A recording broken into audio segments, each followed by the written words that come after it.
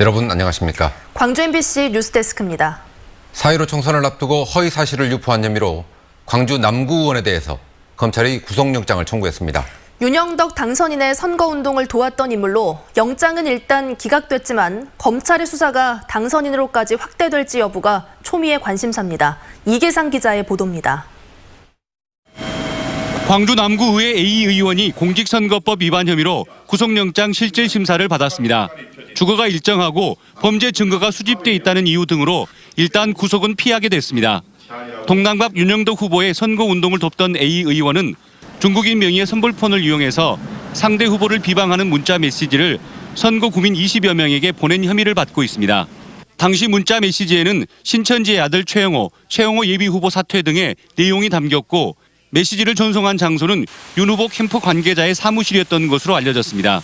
광주지검은 허위 사실을 적시한 문자 메시지가 민주당 경선 결과에 중대한 영향을 미쳤고 신분을 감추기 위해서 중국인 명의의 선불폰까지 동원한 점을 들어 A 의원의 죄질이 상당히 나쁘다고 판단한 것으로 전해졌습니다. 검찰은 A 의원 외에도 캠프 관계자 한두 명이 더 허위 사실 유포에 관여한 것으로 보고 조만간 이들을 불러 추가 조사할 계획입니다. 또한 윤영덕 당선인이 개입됐거나 관련 행위를 지시했는지를 밝히기 위해서 수사력을 집중할 것으로 전망됩니다.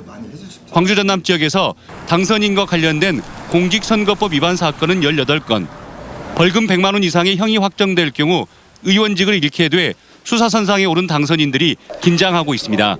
MBC 뉴스 이계상입니다. 전두환은 그동안 자신은 5.18과 관련이 없다고 주장해왔습니다. 당시 군의 지휘체계상 명령권이 없었다는 주장인데 하지만 전 씨가 광주 시민학살의 주범이라는 정황들은 여러 곳에서 발견됩니다. 오늘은 그중에 하나를 공개합니다. 남궁욱 기자가 취재했습니다. 자신은 5.18과 관련이 없다고 끊임없이 주장하고 있는 전두환. 그는 친묵과 변명으로 광주와 무관하다고 되풀이하고 있습니다. 광주 5.18 학살 책임에 대해서 한 말씀 해주시죠. 광주하고 내하고 무슨 상관이 있어? 하지만 전두환이 1980년 5월 광주 상황을 알고 있었고 진압을 지시한 정황은 곳곳에 있습니다. 정수만 전 5.18 유족회장이 지난 1999년 폴 슈나이스 목사의 독일 집에서 발견해 5.18 기념재단에 기증한 문서입니다.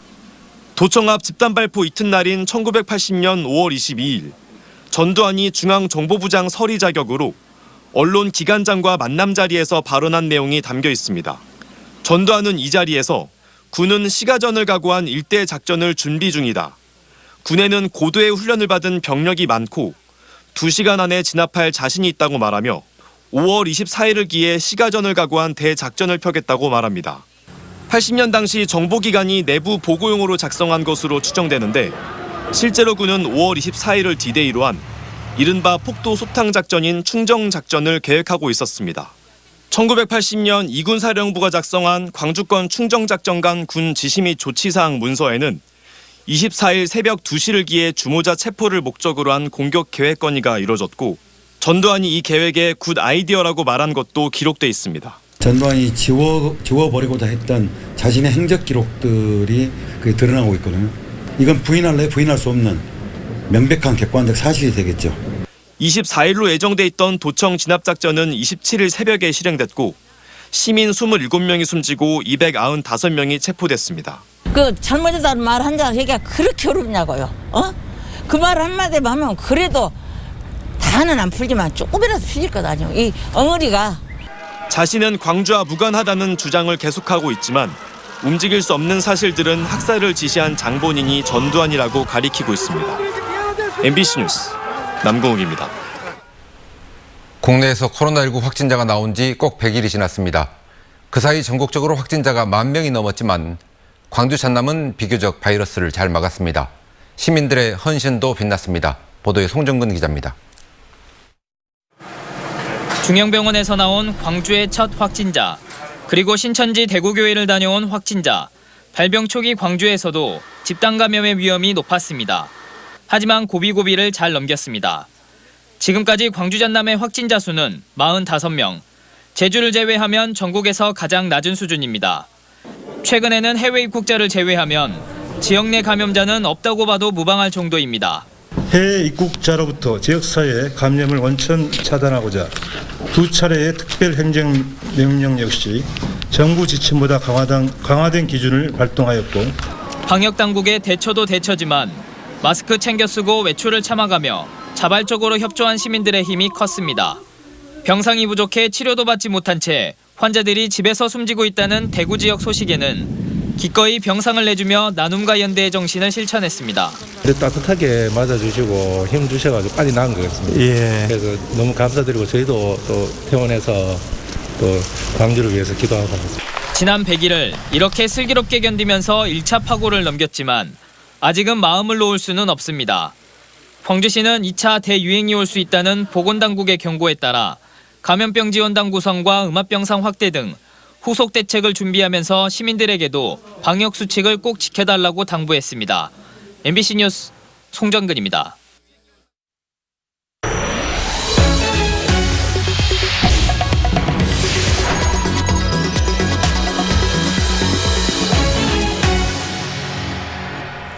순천시가 올해 진로진학 멘토스쿨이라는 프로그램을 운영하겠다고 나섰습니다. 그런데 프로그램을 뜯어보니 세금을 들여 소수의 학생들에게 특별한 교육의 기회를 제공하는 내용이라 논란이 되고 있습니다. 보도에 조희원 기자입니다. 순천시가 올해부터 시행할 진로진학 멘토스쿨 운영 계획안입니다. 매주 토요일과 일요일 관내 고등학교 2학년 학생 40명을 대상으로 교과 심화학습을 한다고 되어 있습니다. 프로그램에 들어가는 예산 8천만 원은 모두 순천 시민들의 세금. 순천시는 지난해 말 열린 시의회에서 이 같은 내용의 프로그램을 멘토링이라는 이름으로 포장해 안건을 통과시켰습니다. 하지만 정작 뚜껑을 열어보니 소수 학생들에게만 특혜가 돌아가는 지자체의 사교육이나 다름없었습니다. 더 큰 문제는 모집 방법이었습니다. 순천시는 학생들을 모집하면서 순천시 관내 일반계 고등학교 10개 교회 교감들을 따로 불러 우수학생 4명씩을 추천받았습니다. 학교 모집부터 학생 선발까지 아무런 공고나 시험 없이 깜깜이로 진행됐습니다. 심지어 학교 일선 교사들조차 몰랐던 경우가 부지기수였습니다. 순천시는 MBC와 서면 인터뷰에서 관내 우수한 중학생들이 다른 지역으로 진학하는 것을 막기 위한 취지의 사업이라며 학교와 학부모, 학생들로부터 모두 동의를 받아 문제가 없다는 입장을 밝혔습니다. 하지만 주말 수업은 학생들의 건강권을 침해할 뿐 아니라 균등한 교육 기회를 보장하기는커녕 차별을 조장하는 행태라는 게 지역 교육계의 입장입니다.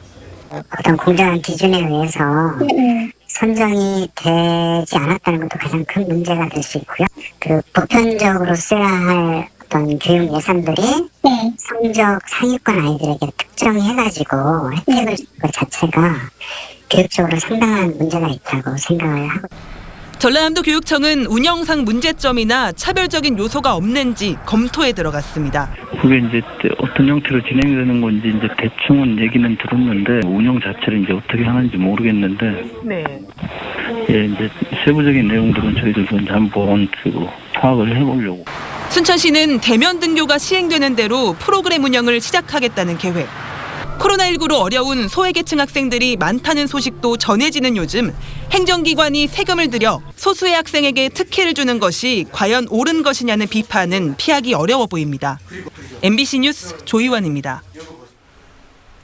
땅끝 해남의 대표적인 관광지 가운데 하나인 해남 보혜 매실농원에 대규모 태양광 발전 시설이 추진되고 있습니다. 누적되는 적자 부담을 견디기 힘든 보혜 측의 고육책으로 보입니다. 박영훈 기자가 취재했습니다. 지난 1978년 조성된 해남의 보혜 매실농원. 30여 종의 매화가 심어진 이곳에 태양광 발전소가 추진되고 있습니다. 전기 생산량은 6.4메가와트, 신청 부지는 13만여 제곱미터입니다. 보혜 측은 매실값이 곤두박질하고 소비마저 부진해 매년 수억 원씩 쌓이는 적자를 견디기 힘들어 내린 결정이라고 밝혔습니다. 전문 업체에 20년 조건으로 빌려주고 연간 평균 3억 원 안팎의 임대료 수익을 기대하고 있습니다. 워낙 과잉이다 보니 생산량이 너무 많이 나온다는 얘기를 해서 그런 거 저런 거 펴다 보면 딱히 할 게 없어요, 사실. 또한 태양광 시설 추진 부지는 농원 전체의 30%에 해당한다며 나머지 면적에서는 매실에 추가해 복분자 농사도 지을 예정이라고 덧붙였습니다. 지난달 열린 해남군 경관위원회는 일단 재심의 결정을 내렸습니다. 새로운 전신주 설치 협의가 반영되지 않고 경관보호대책 등이 미흡하다는 이유였습니다. 나무를 식재한다든가 주변에서 좀 보이지 않게 이런 경광을 해치지 않게 하는 그런 식재하는 내용입니다. 해남군 계획위원회와 경관위원회의 결정이 난다 해도 3만 제곱미터 이상 부지여서 전남도의 승인을 받아야 최종 허가가 나는 상황. 빨라야 9월 이후 허가 여부가 결정될 전망입니다. 보혜 측은 태양광 허가가 나지 않을 경우 일반 농지로 임대하는 차선책까지 검토하고 있다고 밝혀 지금과 같은 방식의 농원 운영이 한계에 이르렀음을 내비쳤습니다. MBC 뉴스 박영훈입니다.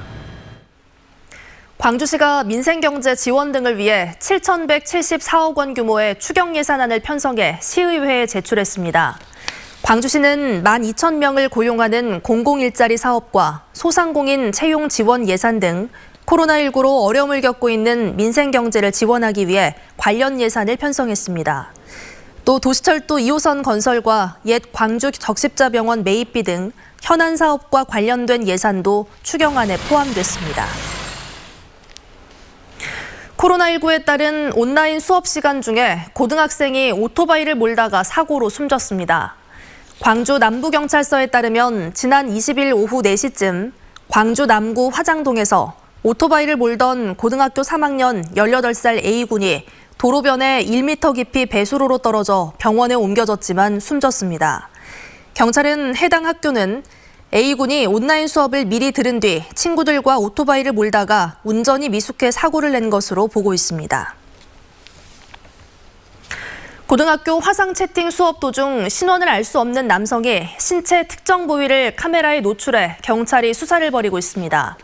광주지방경찰청 등에 따르면 지난 22일 광주 모 고등학교 1학년 온라인 화상 채팅 수업 도중 신원을 알 수 없는 남성이 자신의 특정 신체 부위를 카메라에 노출했습니다. 경찰은 해당 학교 학생이 온라인 수업 아이디와 패스워드를 모바일 단체 대화방에 올린 것을 확인하고 접속 기록 등을 토대로 해당 남성을 추적하고 있습니다. 담양군이 최근 골프장에서 발생한 경기보조원 총상사고와 관련해 국방부 등 군 관련 기관에 사격장을 전면 폐쇄하라고 건의했습니다. 담양군은 군부대 사격장 때문에 골프장 이용객은 물론 인근 지역 관광객들도 불안감을 느끼고 있어 지역 관광 산업에도 악영향을 끼치고 있다며 사격장 전면 폐쇄를 요구했습니다. 또 만약 전면 폐쇄가 불가능하다면 방어막 등 안전시설을 보강할 때까지라도 사격장을 폐쇄해달라고 군 당국에 건의했습니다. 민주노총이 노동절 130주년을 앞두고 노동자 보호 대책을 마련하라고 정부에 촉구했습니다.